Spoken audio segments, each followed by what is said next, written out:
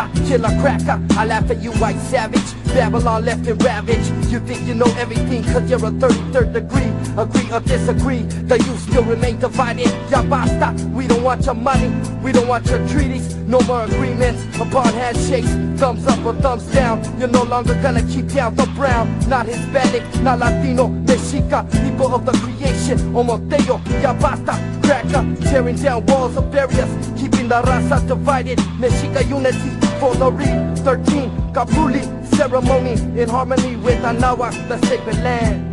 Cortez was not worried about Aztec souls. He was after their gold.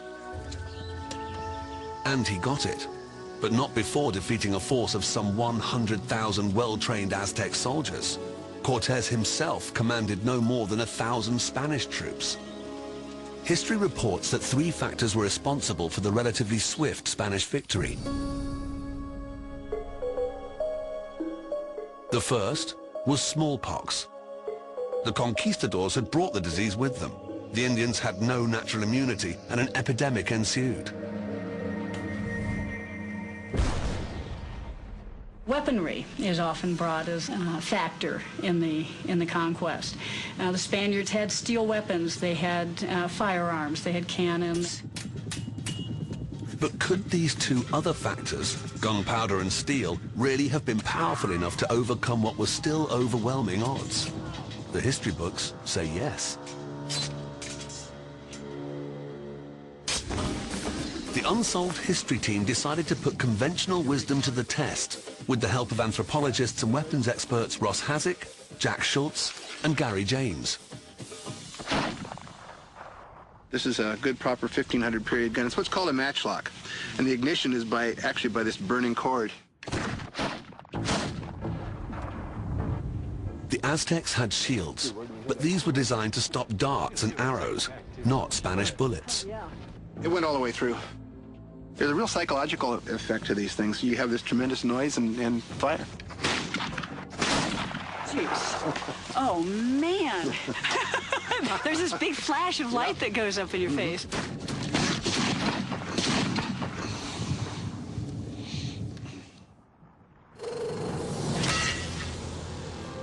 The steel armor of the Spaniards could have withstood most Aztec weapons, but it didn't cover the whole body. Actually, this is pretty typical of kills because most of the wounds that the Spaniards took were down the neck and under the arm and around the armor. While gunpowder gave the Spanish a clear technological advantage in long-range exchanges, it was not practical in close contact. The problem is how slow it was to load and reload, and having to then protect your marksmen before they were taken out by other weaponry from the native peoples. For hand-to-hand combat, soldiers on both sides used swords, but of very different designs.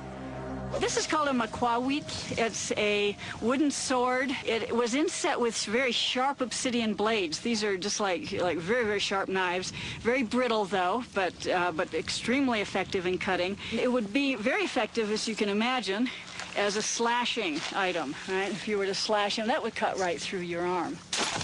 Whoa. Now that was a cut. You can see the cut in here easily, 6-7 inches. Single blow cutting right through that. Like easily lethal blows, easily.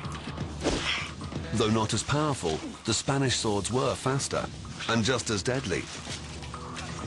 Steel swords had another advantage against the Aztecs' more primitive weapons.